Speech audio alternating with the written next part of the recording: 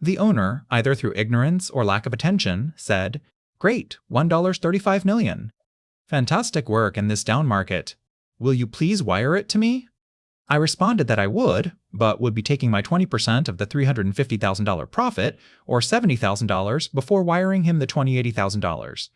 I also reminded him I still had open positions that had yet to pay off or close, but I didn't state the amount. He, once again, appeared not to understand or comprehend the open position statement, but instead totally focused on and became incensed about my rightful claim for $70,000. He went on and on about how times were tough, I should be grateful for a job, particularly at my young age, and the entire $50,000 was necessary for him and the company. I knew this wasn't true based on my position within the company. Worse, this is my first time personally experiencing the greedy and corrupt nature that served as the basis for ownership's reputation. The revenge now comes the revenge. Since, after 2 separate conversations, the owner didn't seem to grasp that the open positions would yield at least some income, and thus additional profit, I decided not to mention it again. I sent him back the entire $1.35 million and continued to manage the open positions to the best of my ability.